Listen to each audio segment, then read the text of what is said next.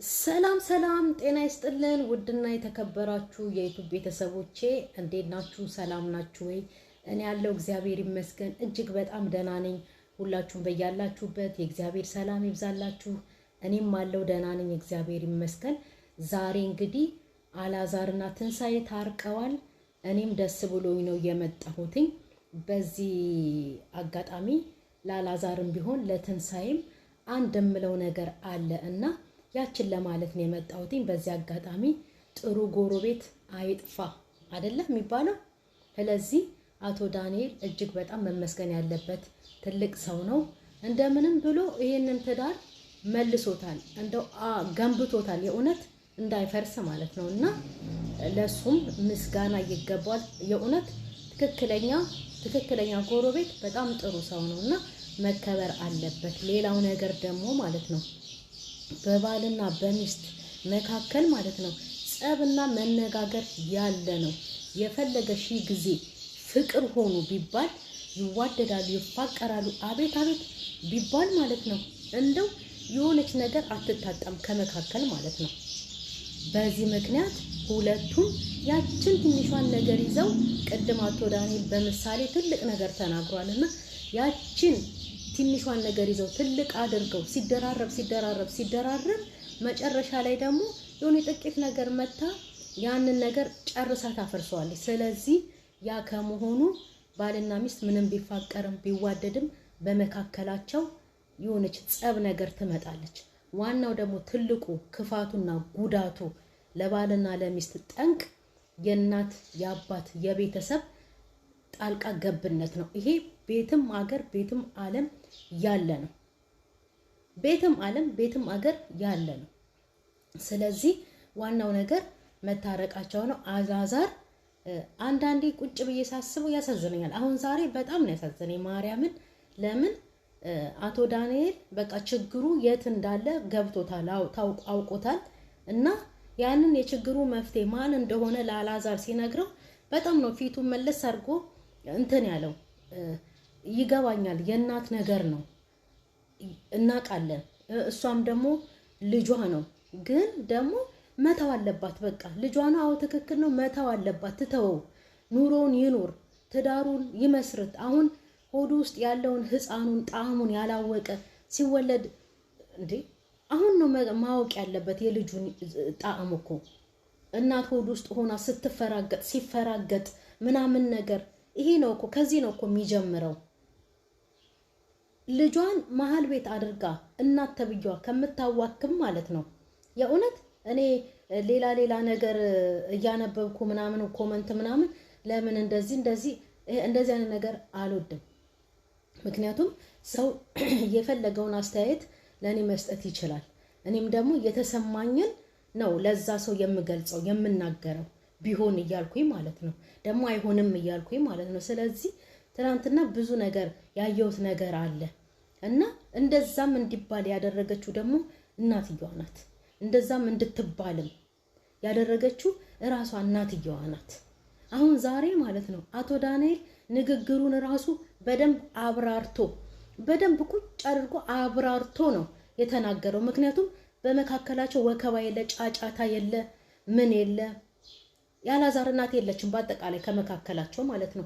በጨዋ ደንብ በስነ ስርዓቱ ትንሱም ረጋ ብላ ነው ዛሬ ነገሮቻቸውን የፈቱት እንጂ የእውነት ዛሬም የምሬን ነው የምላቸው የአላዛር እናት ብትኖር ማለት ነው አይፈታም ነገሩ። እንኳንም ያልኖረች በቃ ልጇ ነው። አሁን ልጇ ነው። ይሄ እኮ አልተካደም እኮ እንዴ። ልጁን የሚክድ ማን አለ? በዚህ ልክ ሲሆን ደግሞ ማለት ነው በዚህ ልክ ሲሆን በጣም ነው የሚያስጠላው። እንዴ በዚህ ልክ የልጄን ህይወት እኔ ነኝ የምመራው የምትል ወላጅ ደግሞ ካለች ማለት ነው ይሄ በጣም ነው የሚያስጠላው። እስከ መቼ ተሸክማ ትኖራለች ልጇን? እስከ 40 ዓመት እስከ 50 ዓመት እንዴ እስከ መቃብር ልጇን ተሸክማ ልትኖር ነው? ይሄ አይሆንም። ስለዚህ ልጇን ለቃ እንደፈለገ ይሁን። ትዳር ነው። ትዳሩን መልሶ ሚስቱን አክብሮ በስነ ስርዓቱ እንዲኖር ለልጇ መተው ነው በቃ ያለባት ነገሮችን ሁሉ እንጂ ልጇን ማዋከብ። እሱ ሚስቱን ይምረጥ እናቱን ይምረጥ፣ ተዋክቧል። ልጁ ወከባ ላይ ነው ያለው ማለት ነው። እና ልጁን እንዲዋከበም ያደረገችው ማለት ነው እናት ናት። እናት ትክክለኛ ነገር ይሄ ነው። ልጇ ነው እየተባለ ነው። አዎ ልጇ ነው። ይሄንን እኮ የካደ የለም። ግን ደግሞ እናት ለልጇ ጥሩ ነገር ስትመኝ፣ እናት የልጇን ህይወት ስታስተካክል፣ እናት ልጆቿን መስመር ስታሲዝ፣ ጥሩ ነገር ስታደርግላቸው፣ ስትመኝላቸው ነው የምናውቀው እንጂ እናት የልጇን ህይወት ስትበጠብጥና ስታበላሽ ያውን በዚህ ልክ ማለት ነው አላየንም። በሚከብድና በሚሰቀጥጥ ሁኔታ ለቃላት ሁሉ እንደው ለመግለጽ በሚከብድ ሁኔታ እናት ለልጇ እንደዚህ ያለን ነገር የህይወት ምስቅልቅል ውስጥ ልጇን ግራ የማጋባት ነገር ውስጥ ስታስገባው በጣም ነው የሚያሳዝነው፣ በጣምም ያስጠላል እንጂ ይሄ ትክክለኛ ነገር ነው። ልጇ ነው ይታወቃል። አዎ ግን ልጇን በቃ እራሱ ትልቅ ነው አይደለ? ራሱ ህይወቱን እንዴት መምራት እንዳለበት ለራሱ ትቶ፣ ይሄ እኮ ትዳር ነው፣ ቀላል ነገር አይደለም። እውነቴን ነው እንዴ። ድሮም ትንሳኤ እሱ ላይ እኮ አልተለወጠችም እኮ ትንሳኤ። እሱ አሁንም ትወዷለች፣ በፊትም እንደውም የበለጠ ፍቅር ያለባት የምትመስለኝ ትንሳኤ ናት እስካሁን ድረስ ማለት ነው። እውነት ነው ደግሞ ይሄ ትንሳኤ ናት የምትወደው፣ እሱም ይወዳታል እኮ ግን የበለጠ ደግሞ መውደዱ ትንሳኤ ጋር አለ። ስለዚህ አሁንም ቢሆን ታርቀዋል፣ እግዚአብሔር ይመስገን። ከእንግዲህ በኋላ ግን ማለት ነው አላዛር ማወቅ አለበት። በቃ አይክፋው፣ እናት ተብሎ ስሟ ሲነሳ አይክፋው። እናቱን እኮ ጥላት እኮ አልተባለም እኮ። እውነቴን ነው፣ እናቱን ጥላት አልተባለም። ለእናቱ ወይ የሆነ ነገር አታድርግላት፣ ያስለመድካትን ነገር አቋርጥባት አልተባለም እኮ። ግን ቦታ ስጣት፣ ለእናትህም ለሚስትህም። እስቲ አሁን በቃ ታረቁ አይደለ? እስቲ የሚስቱን እርግዝና ታይም ሚስቱን በስነ ስርዓቱ ያለ ብስጭት ያለ ንጭንጭ በፍቅር ሁለቱ ሆነው እሷም የእርግዝናዋን ሳታጣጥም እሱም ደግሞ ልጁን እስቲ ይረዳው ይሰማው ስሜቱ የአባትነት ገና የአባትነት ስሜት እኮ የልጅ እናት ሆድ ውስጥ እያለ ነው አይደለም የሚጀምረው። ካሁን በኋላ ከዛሬ ጀምሮ እስቲ መንፈሱ የህፃኑ መንፈስ አላዛር ላይ ይጋባ። የእውነቴን እኮ ነው እውነት። አሁን መቼም ትንሳኤ ስትተኛም ስትነሳ ምናምን የሆነ ሳይጎረብጣት ምናምን ነገር አይቀርም አይደል? ስትል ወይኔ ስትል አላዛር አጠገቧ ሆኖ ያንን ስሜቱ መረዳት ማየት ማወቅ አለበት እንዴ። የእርግዝና ሰዓቷን በስነ ስርዓቱ ሳታጣጥም እሱም ደግሞ ሚስቱ እርጉዞና ሆዷን እንኳን እንደ ባል እንደዚህ ሳይዳብስ ልጁን ሳያዳምጥ ምን ሳይል የታለፈ የእርግዝና ሰዓት በጣም እኮ ነው የሚያስጠላው እንዴ። ነገ ጠዋት አላዛር እያደር ሲሄድ ማለት ነው በደንብ አሁን ግንዛቤ ትንሽ ይቀረዋል። አሁንም ቢሆን ማለት ነው እያገናዘበ በሚመጣበት ሰዓት ወይኔ ብሎ የዛሬውን አስበው ነገ ላይ እንደሚቆጭ ነው። ይሄ ትክክለኛ ነገር ነው።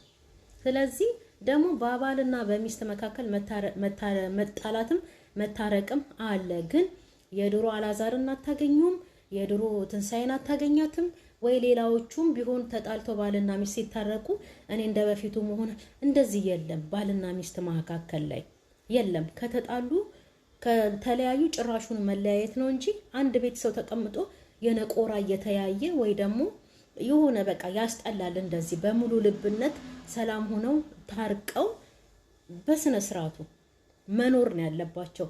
ትንሳኤ ደግሞ ድርቅ የምትለውን ነገር አንዳንዴ መተው አለባት። ልጁ ተወዛግቧል። ሚስቱን ይምረጥ፣ እናቱን ትምረጥ። እናቱ እዛ ጋር መታ አላዛር ተው ግን እያለች ታስጠነቅቀዋለች። ልጁ ይፈራል። እናት ናት ደግሞ እንዲያጣትም አይፈልግም።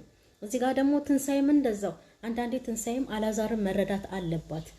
ባል ነው ሚስት ናት እሷ፣ ባሏ የሚላትን መስማት አለበት። ትንሳኤም ብትሆን ማለት ነው እንዲህ ድርቅ ብላ ለባሏ በሁለቱ መካከል ለሚመጣው ጥያቄ በስነ ስርዓቱ ቁጭ አድርጋ ማስረዳት ነው ያለባት እንጂ ወይ በመገላመጥ ወይ በስድብ ወይ በሆነ ነገር መመለስ የለባትም። ባሏን መስማት አለባት። ባልም ደግሞ የሚስቱን ሁለቱ መመካከር መሰማመት አለባቸው። ሶስተኛ ወገንን ሳያስገቡ ማለት ነው። አላዛር ዛሬ በጣም አሳዝኖኛል። የእውነት ነው የምላችሁ። ትላንትም አሳዝኖኛል። ግራ የምታጋባው እናትየዋ ናት። በቃ ግራ እየተጋባ ልጅ ነው። እናቴን ልምረጥ፣ ሚስቴን፣ ህይወቴን ቤት በኩል ልምራ እያለ የሚያስብ ልጅ ነው የእውነት። ስለዚህ ዛሬ እንደውም በደንብ ነው የተፈታው። አነጋገሩ የአቶ ዳንኤል ራሱ ደስ ይላል። ምክንያቱም የአላዛር እናት የለችም። ችግሩ በደንብ ተደርጎ ነው የተፈታው ማለት ነው በሙሉ ልብነት።